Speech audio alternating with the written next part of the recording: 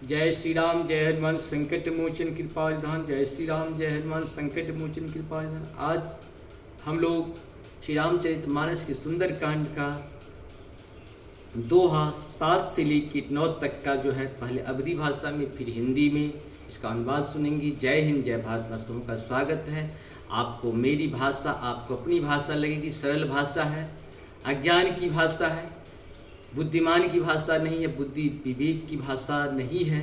हम लोग थोड़ा सा अपूर्ण है, अपूर्ण की भाषा आपको अपनी भाषा लगती है क्योंकि अपूर्णता में ही पूर्णता है। जय हिंद जय भारत माता का स्वागत है। मैं राम रेजा आप लोग के लिए प्रस्तुत कर रहा हूँ। असमय अधम सखा सुनो मोह पर रघुवीर, किन्न कृपा सुमिरे गुने भरे बिलोचन नीर।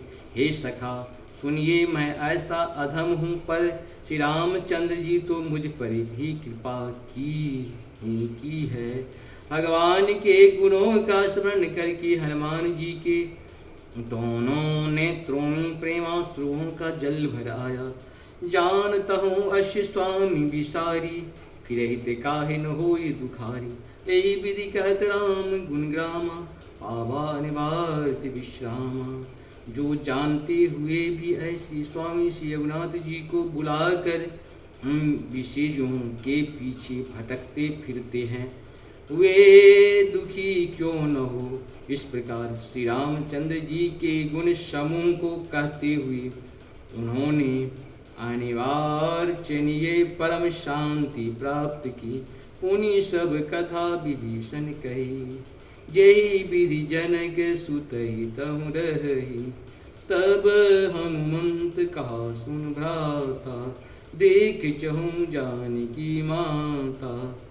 फिर विभीषण जी ने श्री जानकी जी जिस प्रकार वहाँ लंका में रहती थी वह सब कथा कही। तब हनुमान जी ने कहा, ही हाय सुनो, मैं जानकी माता को देखना चाहता हूँ।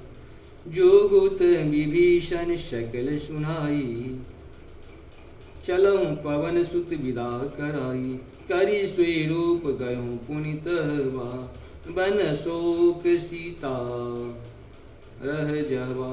विभीषण जी ने माता के दर्शन की सब युक्तियाँ उपाय कह सुनाई। तब हनुमान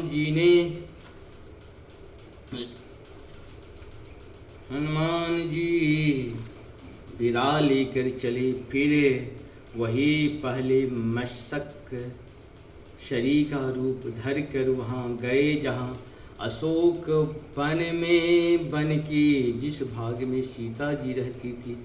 देख मन ही मोह किन्न प्रणामा, बैठे बीत जाति निश्चामा। कृष्ण तनु शीश जटा एक बैनी, जपत हृदय रघुपति गुण श्रेणी। सीता जी को देखकर हनुमान जी ने उन्हें मन ही में प्रणाम किया। उन्हें बैठे रात्रि के चारों पहर बीत जाते हैं। शरीर दुबला हो गया है, सिर पर जटाओं की एक बैनी लट है। हृदय में श्री रघुनाथ जी के गुण समूहों का जाप स्मरण करती रहती है। निज पद नयन दिए मन, राम पद कमल लीन। परम दुखी भा पवन सुता, देख जानकी दीन। श्री जानकी जी नेत्रों को अपने चरणों में लगाए हुए हैं, नीचे की ओर देख रही है और मन श्री रामचंद्र जी के चरण कमलों में लीन है। जानकी जी को दीन दुखी देखकर पवन सुत हनुमान जी बहुत ही दुखी हुए। तरु पल्लम महुढ़ा लुकाई, कर ही विचार करो का भाई।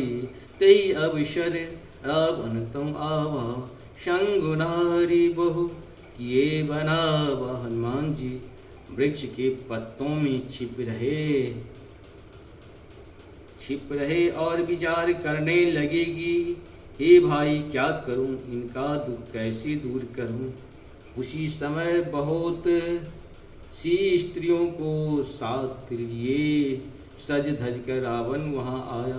बहु विधि कलसी तही समझावा, साम दान भय भेद दिखावा। कह रावण सुन सुमुख सयानी, मंदोदरी आदि सब रानी। इस दृष्टि ने सीता जी को बहुत प्रकार से समझाया। उस दुष्ट ने सीता जी को बहुत प्रकार से समझाया। साम दान भय और भेद दिखलाया।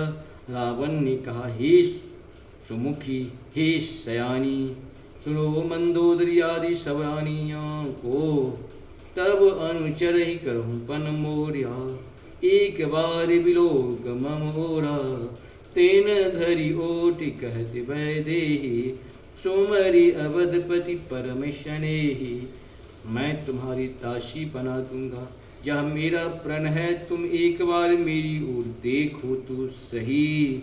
अपनी परम शनेही कौशलापधीश श्री रामचंद्र जी का स्मरण करके जानकी जी तिनके की आर पर्दा करके कहने लगी, सुनु दस मुख खद्योत प्रकाशा, कबहु की नलिन करहि विकासा। असमन समुझ कहत जानकी, खल सुध नहीं रघुवीर वान की। ये दस मुख सुन, जुगनों के प्रकाश से कभी कमलनियाँ खिल सकती है। जानकी जी फिर कहती हैं, तुम अपने लिए भी ऐसा ही मन में समझ ले। रे दुष्ट, तुझे श्री रघुनाथ जी के बाणों की खबर नहीं है। सठ सूंढे हरि आनहु मोही, अधम निर्लज लाज नहीं तोही। ये पापी, तू मुझे सोने में हर लाया है रे अधम, निर्लज तुझे लज्जा नहीं आती। आप हूँ सुन खतोत समारा, महिमानु समान परुष बचन सुन काढ़े, अशि बोल अति खिसियान। मंगल भवन मंगलहारी, द्रवो सुदशरथ बिहारी। अपने को जुगनू के समान और श्री रामचंद्र जी को सूर्य के समान सुनकर और सीता जी के कठोर चरणों को सुनकर रावण तलवार निकालकर बड़े गुस्से में आकर बोला, सीता ते मम कृत अपमाना, कट हूँ तब सिर कठिन कृपाना। नहीं तो शपति मानु मम बानी, सुमुख होत न जीवन हानि। सीता, तूने मेरी अपमान किया है, मैं तेरा सिर इस कठोर कृपन से काट डालूंगा। नहीं तो अब भी जल्दी मेरी बात मान ले। हे सुमुखी, नहीं तो जीवन में हाथ धोना पड़ेगा। श्याम सरोज धाम श्याम सुंदर, प्रभु भुज करी कर समदश कंधर। सो भुज कंठ की तब घोड़ा, सुन सठस प्रवान पन मोरा। सीता जी ने कहा, हे दश ग्रीव प्रभु की भुजा, जो श्याम कमल की माला की समान सुंदर और हाथी की सूर्य की समान पुष्ट तथा विशाल है। या तो वह भुजाई मेरी कंठ में पड़ेंगी और तेरी भयानक तलवार ही। अरे सठ सुन, यह मेरा सच्चा प्रण है। चंद्रहासु हरु मम परितापं, रघुपति विरह अनल संजातं।